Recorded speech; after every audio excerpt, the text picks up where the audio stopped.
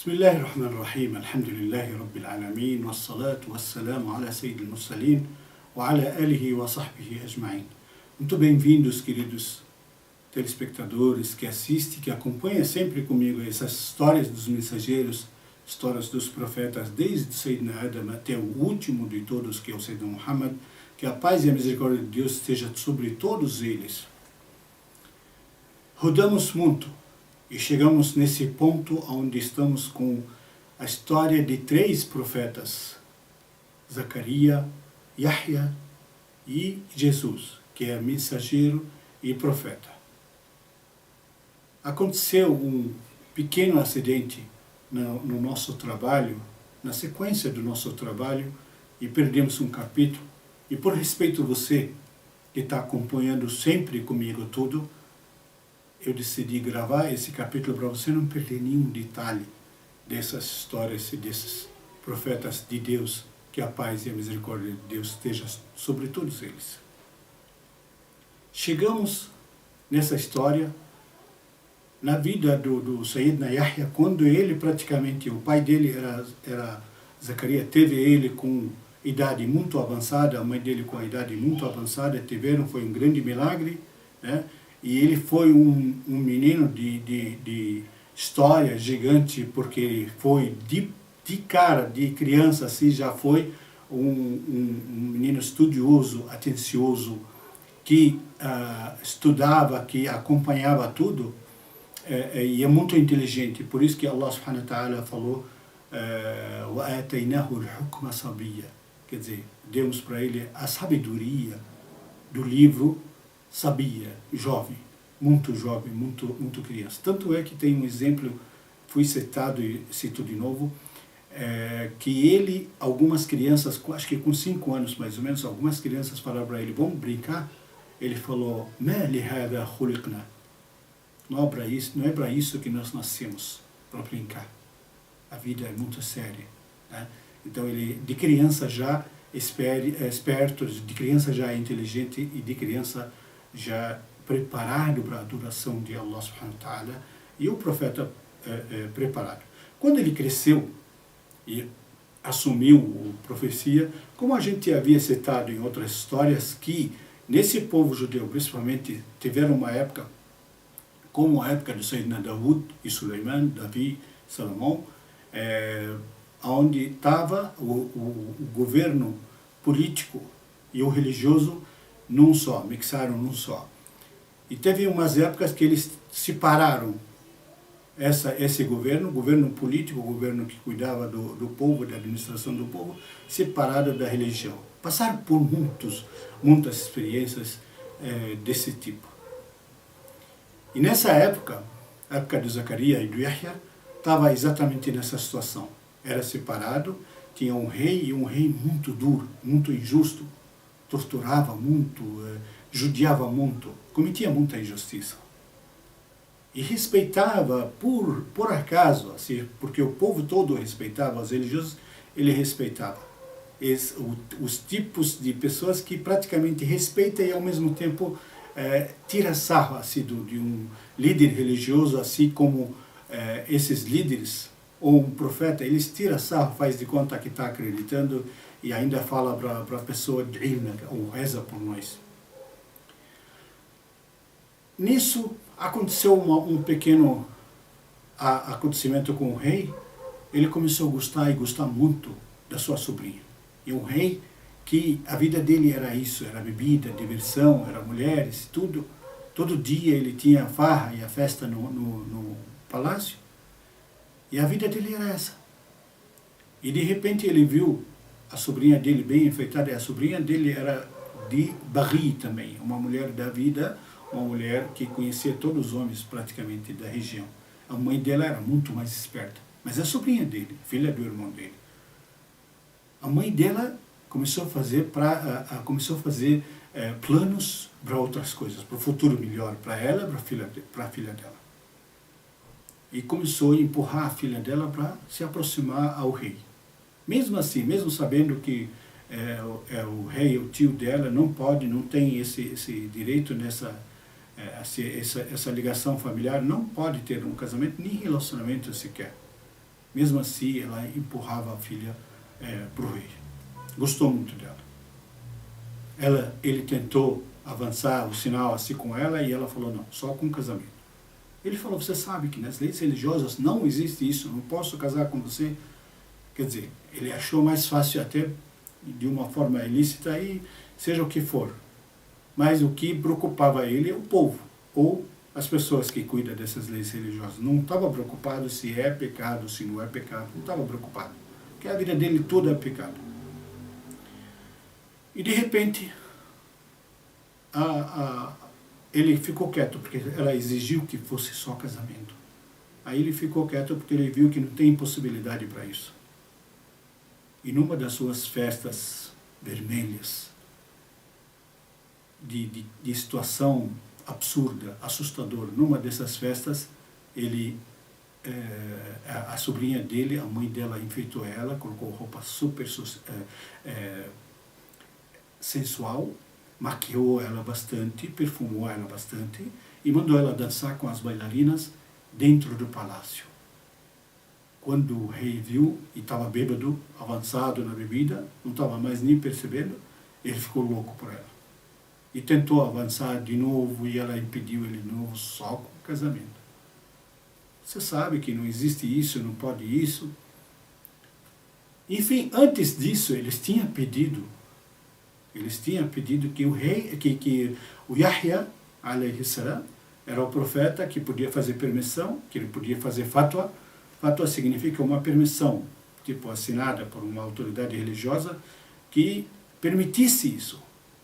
E o Yahya, antes que eles fizessem qualquer besteira, ele declarou, mas declarou perante o povo. Ele juntou todo o povo dele e fez um sermão perante o povo, falando para eles, esse tipo de casamento haram, casamento com o irmão haram, relacionou todos os casamentos haram. E quando ele juntou o povo, o rei pensou que ele ia fazer essa permissão, porque ele tentou encantar ele, tentou comprar ele com muito dinheiro. Mas mensageiro e profeta de Deus não se compra com dinheiro. E jamais eles vão, porque eles sabem qual a responsabilidade deles perante o Criador. E de repente, nessa noite, que ele estava desse jeito, ele e a sobrinha dele, ele viu que não tinha jeito. Ela falou para ele, queria ela falou para ele, se você quiser, mesmo casamento como se fosse verbal só entre eles, mas com uma condição. Ele falou, qual? Ela falou para ele, eu quero, como dote meu, cabeça do Yahya, mata ele, quero a cabeça dele numa bandeja de ouro. Povo, não sei o que, ou isso, ou não tem nada. Lógico, nessa altura do campeonato ele já estava super alto de bebida e ainda de desejo. Ele não pensou duas vezes, mandou os soldados dele procurar o Yahya, onde está o Yahya para fazer isso. Eles foram achar num lugar super sagrado, na casa sagrada, a casa das mais sagradas que existe, segunda casa maior, de maior comparação, de maior valor para nós como muçulmanos, é essa casa sagrada em Jerusalém. Eles acharam ele rezando. E o rei falou para eles, de qualquer situação, mata ele e traz a cabeça dele, não importa que situação que ele esteja.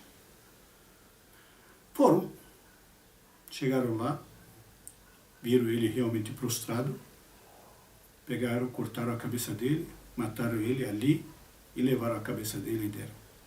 Viram como é que os profetas sempre falam assim, as pessoas que passam por provas, pessoas nossas assim comum, da nossa atualidade, que passam por provas e fala que ninguém passa por essas provas como eu, ninguém acho que sofreu como eu sofro.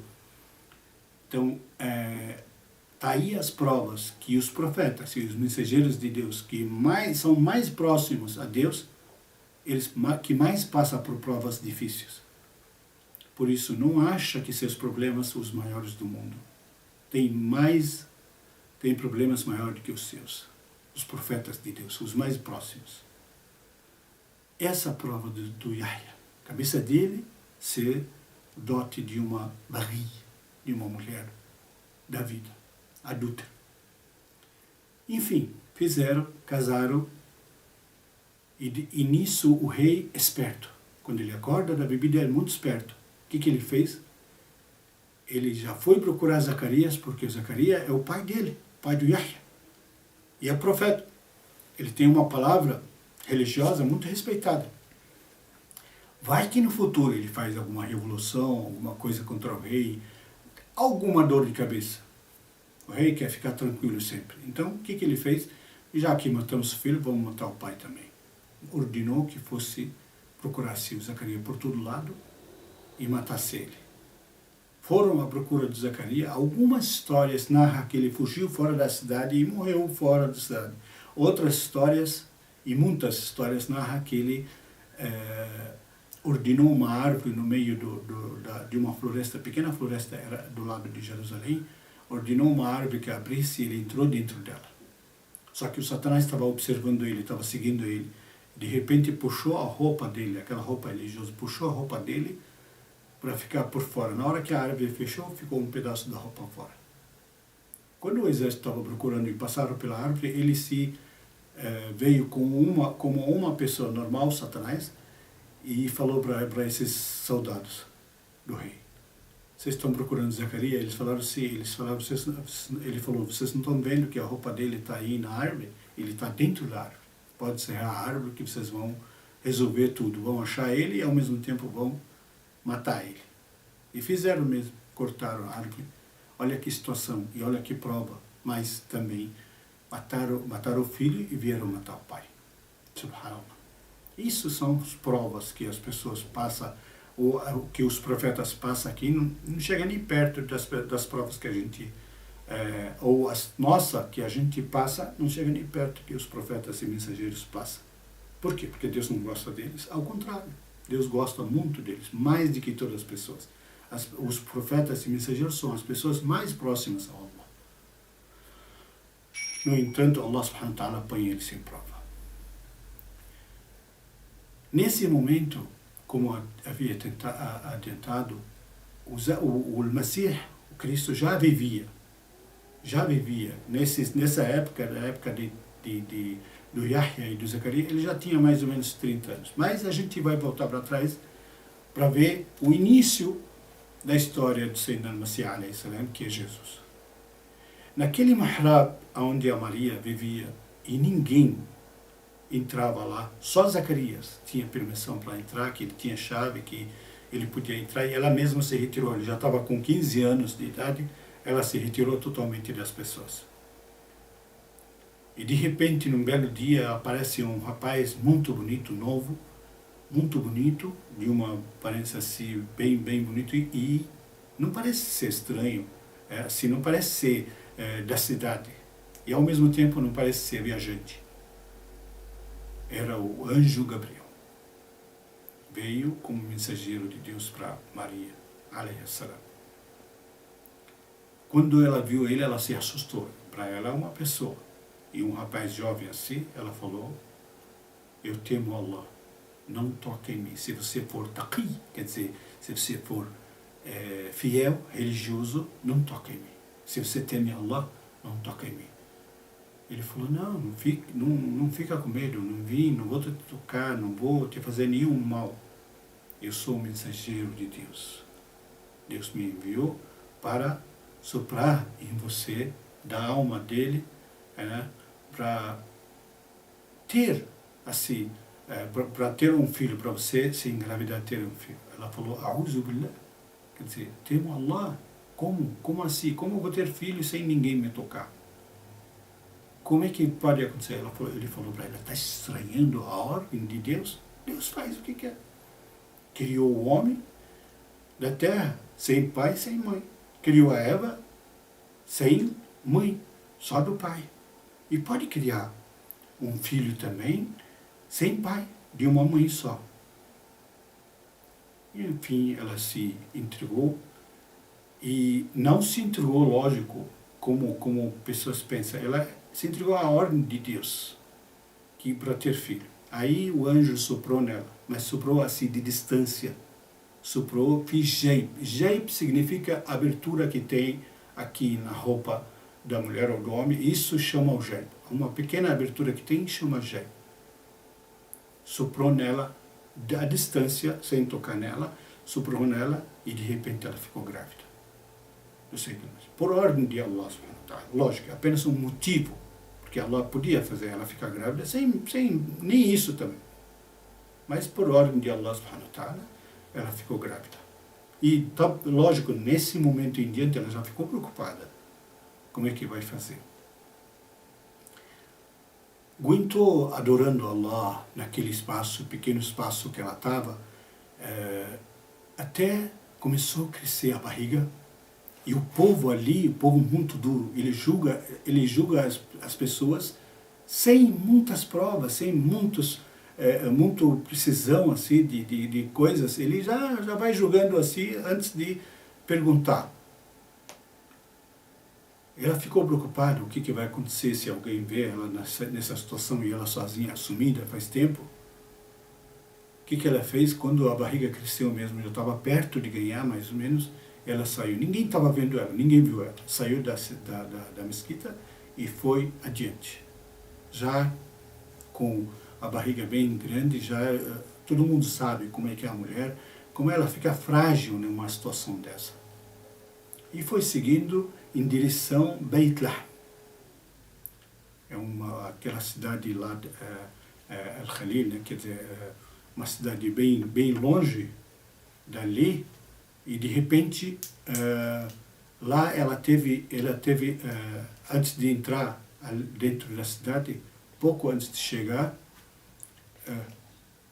essa cidade chama Belém, em português Belém. Então, antes dela chegar nessa cidade, com muita dificuldade, estava andando com muita dificuldade até chegar nessa cidade, e de repente começou o trabalho do parto, começou a sentir as dificuldades. Ela entrou num lugar lá, né, numa árvore, um pouco antes da cidade, para começar a ter o trabalho de parto. E ali, subhanallah, começou a acontecer os grandes milagres. Começou a acontecer todos os milagres para vocês verem como é que é uma mulher sozinha, frágil.